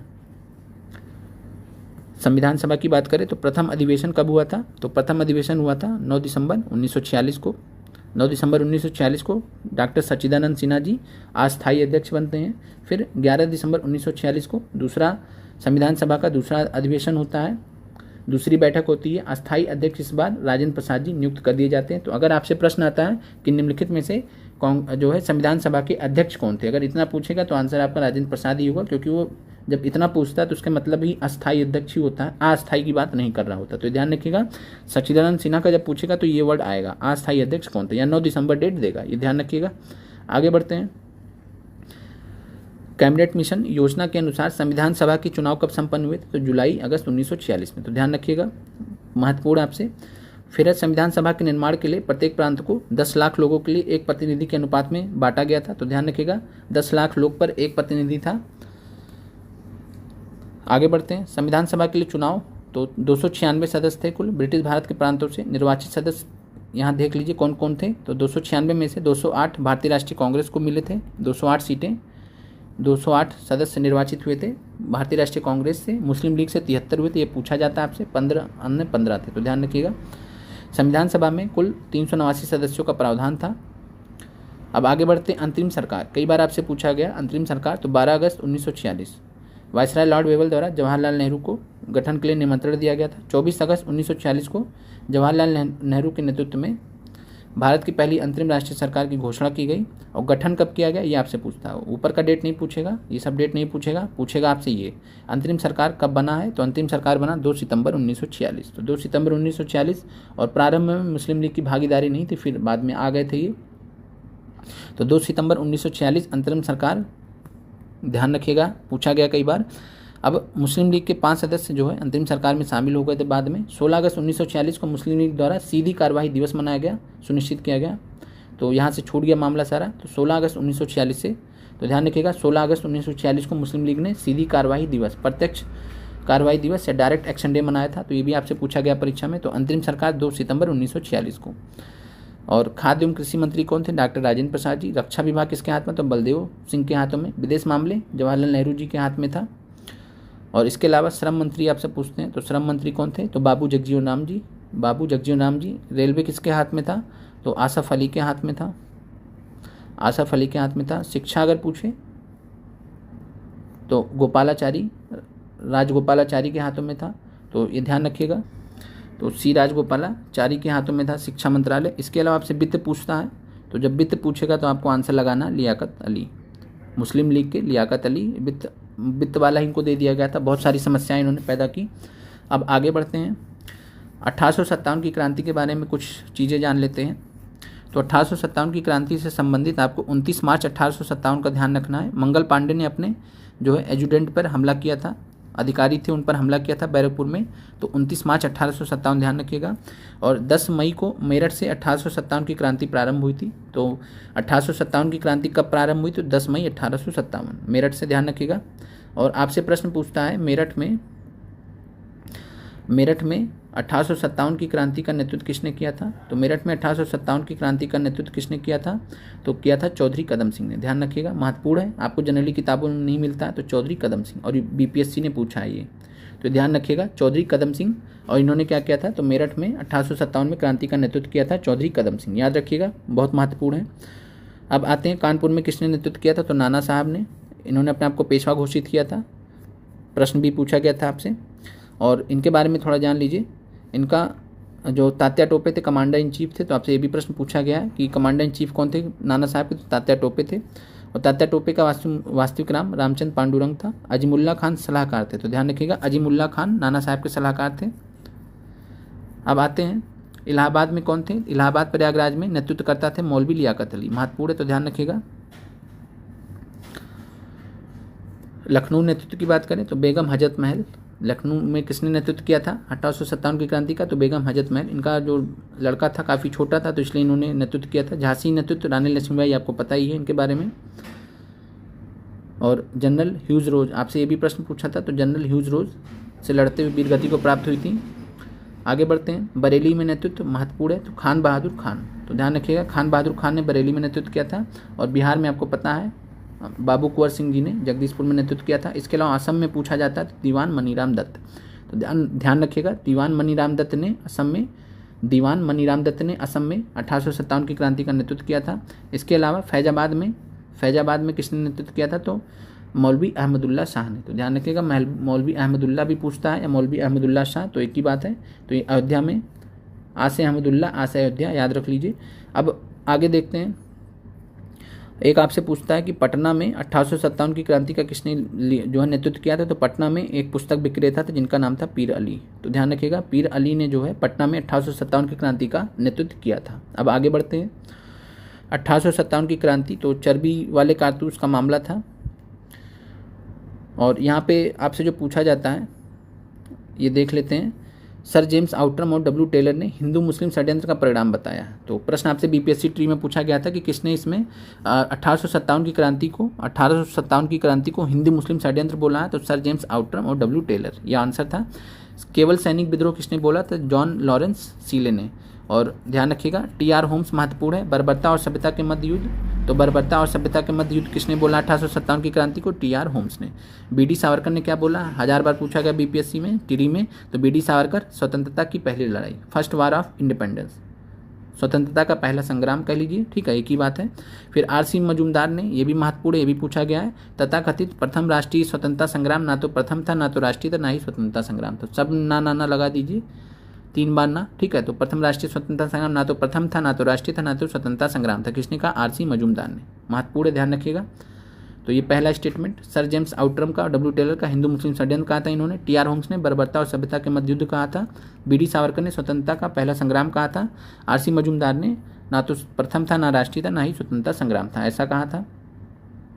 फिर आते हैं बी.डी. सावरकर। तो Indian war of independence book याद रखिएगा, महत्वपूर्ण है और नाम भी उन्हीं से रिलेटेड ही है, इंडियन वार ऑफ इंडिपेंडेंस, और फर्स्ट वार ऑफ इंडिपेंडेंस भी बोला था इन्होंने, तो उसी से related the Indian war of independence book किसकी है? बी.डी. सावरकर की है। एस.एन. सेन, ध्यान रखिएगा, 1857। एस.एन. सेन की खास बात क्या है कि अंग्रेजी सरकार ने इनको नियुक्त किया था कि आप जो 1857 की क्रांति के बारे में लिखिए आधिकारिक रूप से, तो 1857 आधिकारिक है जो उस समय इनसे लिखवाया गया था एस.एन. सेन से। इसके अलावा आर.सी. मजूमदार का ध्यान रखिएगा, द सिपाही म्यूटनी। अब आगे बढ़ते हैं। कारण आपको जो है बहुत ज़्यादा नहीं पूछा जाता है, राजनीतिक, सामाजिक, आर्थिक, धार्मिक सभी कारण थे, सबका अपना अपना योगदान था। फिर है और तात्कालिक कारण था चर्बी वाले कारतूस की अफवाह। फिर है घटनाक्रम, तो 10 मई से प्रारंभ हुआ, 12 मई 1857 को विद्रोहियों का दिल्ली पर अधिकार हो गया। क्रांति का प्रतीक क्या था? तो 1857 की क्रांति का प्रतीक आपसे कई बार पूछता, तो कमल और रोटी, ध्यान रखिएगा, कमल और रोटी 1857 की क्रांति का प्रतीक था। अब आते हैं नेतृत्वकर्ता कौन कौन थे? तो बरेली में खान बहादुर खान, झांसी में रानी लक्ष्मीबाई, लखनऊ में बेगम हजरत महल, कानपुर में नाना साहेब, जगदीशपुर में कुंवर सिंह, असम में मनीराम दत्त और फैजाबाद में मौलवी अहमदुल्ला शाह। याद रख लीजिएगा इन सबको। इसके अलावा पटना में पीर अली और मेरठ में चौधरी कदम सिंह, ध्यान रखिएगा। आगे बढ़ते हैं, माउंटबेटन योजना के बारे में समझते हैं। माउंटबेटन योजना, तो माउंटबेटन योजना को विभाजन योजना भी कहा जाता है, पार्टीशन प्लान भी बोला जाता है। तो माउंटबेटन योजना कब आई थी? तो माउंटबेटन योजना आई थी 3 जून 1947 को। कई बार परीक्षा में आपसे पूछा गया, ध्यान रखिएगा इस बार के लिए। तो 3 जून 1947 को माउंटबेटन योजना आई थी। भारत के जो तत्कालीन वायसराय थे लॉर्ड माउंटबेटन की अध्यक्षता में भारत और पाकिस्तान के बीच बंटवारे पर प्रश्न पर कांग्रेस और मुस्लिम लीग के नेताओं के साथ एक योजना तैयार की गई थी, जिसे माउंटबेटन योजना कहा जाता है। बंटवारे के लिए था ये। इस योजना के अंतर्गत हस्तांतरित प्रक्रिया को सुगम बनाने तथा दोनों मुख्य संप्रदायों का समायोजन करने के लिए देश को 2 भागों भारत और पाकिस्तान में विभाजित करने का परामर्श दिया गया था। उपयुक्त योजना के अनुसार दोनों प्रांतों पश्चिमी पंजाब और पूर्वी बंगाल के मुस्लिम बहुल वाले क्षेत्रों के प्रतिनिधियों ने विभाजन और नए पाकिस्तान में शामिल होने के पक्ष में मतदान किया था। पश्चिमी सीमा प्रांत तो सिलहट में जनमत पाकिस्तान के पक्ष में गया। 26 जुलाई 1947 को माउंटबेटन ने पाकिस्तान के लिए अलग संविधान सभा की स्थापना की घोषणा की। आगे बढ़ते हैं, तो 3 डेट क्या है माउंटबेटन योजना का? तो 3 जून 1947, ध्यान रखिएगा 3 जून 1947 को माउंटबेटन योजना जो है आई थी, और यही है जिससे भारत का विभाजन होना तय हुआ था कि भारत का विभाजन होगा फाइनली। तो 3 जून 1947 माउंटबेटन योजना याद रखिएगा। आगे बढ़ते हैं, अब आते हैं यूनाइटेड किंगडम के प्रधानमंत्री क्लीमेंट एटली थे। उन्होंने 20 फरवरी 1947 को, इस बार प्रश्न आपसे पूछा गया था, तो 20 फरवरी 1947 को घोषणा की थी कि ब्रिटिश सरकार 30 जून 1948 तक ब्रिटिश भारत को पूर्ण स्वशासन प्रदान कर देगी या अंग्रेज भारत छोड़ के चले जाएंगे। कब तक? तो 30 जून 1948 तक। तो 20 फरवरी 1947 को क्लीमेंट एटली जो कि प्रधानमंत्री थे ब्रिटेन के, तो उन्होंने घोषणा किया 20 फरवरी 1947 को कि जो है कब तक छोड़ के जाएंगे? तो 30 जून 1948। याद रखिएगा डेट, पूछा गया कई बार। और लॉर्ड बेबल के स्थान पर लॉर्ड माउंटबेटन को वायसराय नियुक्त भी किया गया था। अब आते हैं भारतीय स्वतंत्रता अधिनियम 1947। भारतीय स्वतंत्रता अधिनियम 1947 बहुत ही महत्वपूर्ण है। तो भारतीय स्वतंत्रता अधिनियम 1947 की बात करें तो इसको ब्रिटिश संसद द्वारा, पूछा गया आपसे प्रश्न, ब्रिटिश संसद द्वारा कब पारित किया गया? तो 5 जुलाई 1947 को। कब पारित किया गया ब्रिटिश संसद द्वारा? 5 जुलाई 1947 को भारतीय स्वतंत्रता अधिनियम पारित किया गया है। और इसको जो है भारत का विभाजन कर भारत और पाकिस्तान 2 स्वतंत्र अधिराज्यों की स्थापना की गई इस कानून के माध्यम से। 15 अगस्त 1947 से भारतीय रियासतों पर ब्रिटिश संप्रभुता की समाप्ति हो जाती इसी कानून से। और इसी कानून से जो है भारतीय स्वतंत्रता अधिनियम 1947 के माध्यम से दोनों अधिराज्यों को, भारत और पाकिस्तान को, संविधान निर्मात्री सभा को संविधान बनाने का अधिकार है। फिर दोनों अधिराज्यों को, भारत और पाकिस्तान को, ब्रिटिश राष्ट्रमंडल से अलग होने की भी स्वतंत्रता है। भारत पर राज्य सचिव का जो था वो समाप्त हो गया है, तो ध्यान रखिएगा। और ब्रिटिश राजघराने से कह लीजिए या ब्रिटिश सम्राट से कब स्वीकृति मिली थी? तो 18 जुलाई 1947। ध्यान रखिएगा 18 जुलाई 1947 को जो है ब्रिटिश राजघराने से स्वीकृति मिली थी भारतीय स्वतंत्रता अधिनियम को। और भारतीय स्वतंत्रता अधिनियम को संसद ने कब पारित किया? तो 5 जुलाई 1947। दोनों प्रश्न पूछे गए। तो 5 जुलाई 1947 को संसद ने पारित किया ब्रिटेन की, और 18 जुलाई 1947 को जो है ब्रिटिश राजघराने से स्वीकृति मिल गई, और स्वीकृति मिलने के बाद फिर जो ये इसको लागू कर दिया गया 18 जुलाई 1947, याद रखिएगा। अब आते हैं बिहार स्पेशल पे, आपका जो मॉडर्न हिस्ट्री की जो क्लास है, बाकी इसके अलावा जो आपको कानून वगैरह हैं, महत्वपूर्ण कानून वगैरह हैं, वो आपको पॉलिटी की क्लास में कवर कराए जाएंगे। 1773 से लेकर 1947 तक के जो भी महत्वपूर्ण कानून हैं उन सब के बारे में हम पॉलिटी की क्लास में देखेंगे। तो अब यहाँ उसको ऐड करना उचित नहीं, क्योंकि वहाँ पर भी पढ़ना ही है, पॉलिटी को पढ़ने के लिए उसको समझना होता है। तो अब आते हैं हम वापस से जो है अब बिहार स्पेशल आपके लिए स्टार्ट करते हैं। अब आते हैं बिहार स्पेशल हिस्ट्री पे, और यहाँ से आपकी जानकारी के लिए बता दें कि जिनका केवल जैसे जो साइंस वर्ग वाले हैं पार्ट सेकंड के लिए मॉडर्न हिस्ट्री के लिए आपका अभी तक जो क्लास लिया गया उतना पर्याप्त है। बाकी आप इसके अलावा 8 नंबर के जो प्रश्न हैं आपसे इन्हीं से हो जाएंगे, बाकी आपको जो प्रीवियस ईयर क्वेश्चंस दिए जाएंगे वहाँ से हो जाएंगे। तो आप यहाँ से स्किप कर सकते हैं जो आगे यहाँ से पढ़ाया जाएगा। बाकी इसके अलावा पीआरटी के लिए पूरा महत्वपूर्ण है, 6 से 8 के लिए पूरा महत्वपूर्ण है, 9 से 10 के लिए पूरा महत्वपूर्ण है, क्योंकि आपसे मॉडर्न हिस्ट्री में प्रश्न आयोग जो है काफ़ी ज़्यादा चेंज करता रहता है। और बीपीएससी आयोग की सबसे ख़राब बात क्या है कि सिलेबस नहीं बताते हैं। फिर उसके बाद जैसे इस बार जियोग्राफी में सेंसस के प्रश्न दे दिए, पिछली बार पूरा एनसीईआरटी उठा के दे दिया था। तो